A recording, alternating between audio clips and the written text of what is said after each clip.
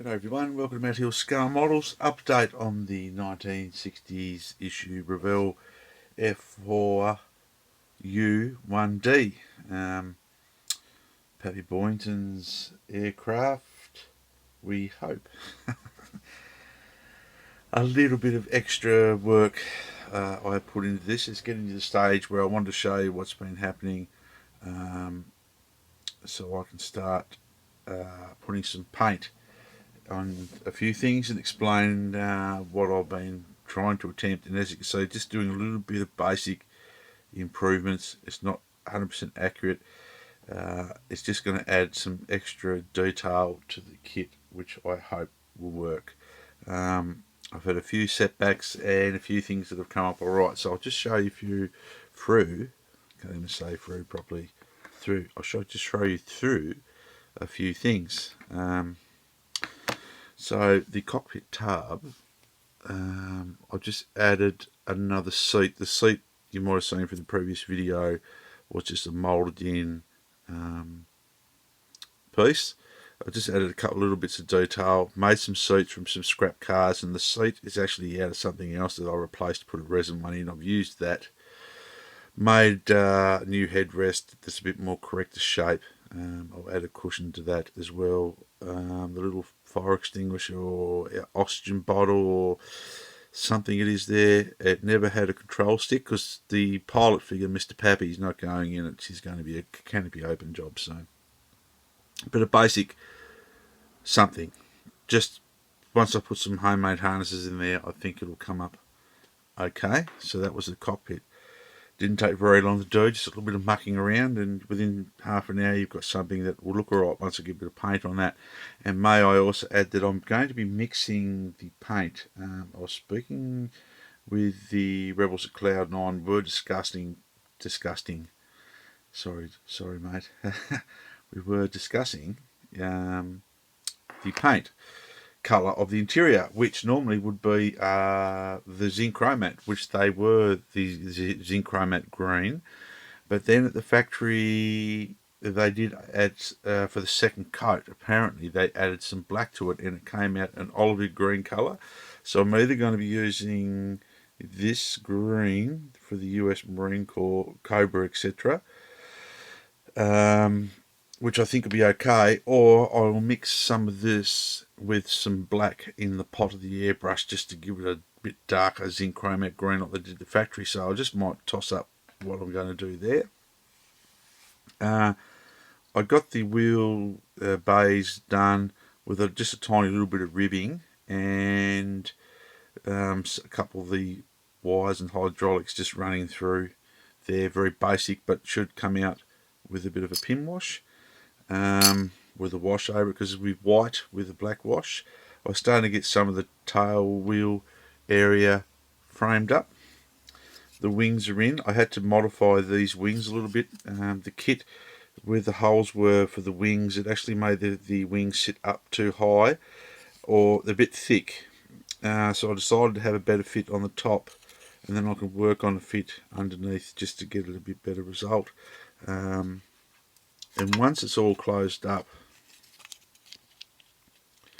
and the tail wheel, you're not going to see a real lot, but when you do flip it over, I just like to see a little bit of detail in there, so I just added some basic ribs or whatever they are inside the aeroplane from there. I sanded smooth the cowling around the engine and made my own cowlings up out of some sheet styrene, just cut them, measured them, sanded the cowling a little bit. I have put a ignition ring, push rods, and I think there's a little governor in there which will look alright once the paint goes on. You won't see much behind the big prop. The prop was cleaned up. It took a lot of cleaning. It was not really very good shape. It was really thick and it had sort of no definition coming down into the hub. It was but I've just carefully sanded and filed. It took me about 10 minutes to do that. The landing, we were missing some doors for the front of the landing gear legs. I've made a pair of those just out of some scrap sheet styrene. This landing gear leg, well, the tail wheel is completely incorrect for an F4U Corsair. It doesn't look anything like that. So I don't know whether I'll make one or put this one underneath it. I don't know, guys. I don't know. So we will try that. Now these wheels, I did watch Charlie Max. He built the old Airfix Helldiver, and I'm pretty sure this dark blue plastic in these wheels are in the Helldiver kit. That's what came with mine.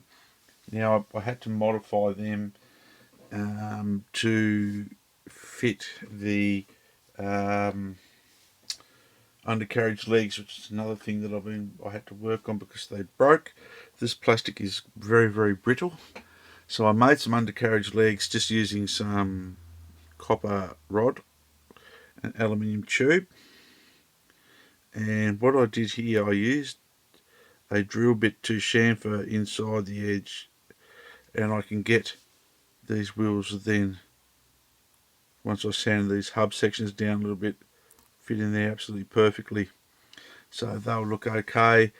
Just clean the seam lines off them. I'll have to remove the paint. I'll just put a little bit of caustic oven cleaner or something on just to get rid of its old enamel paint. So, and make some just some new center caps for them. So that was done. The landing gear's done. The other thing that I did do is make the ducting for the front. It had no ducting in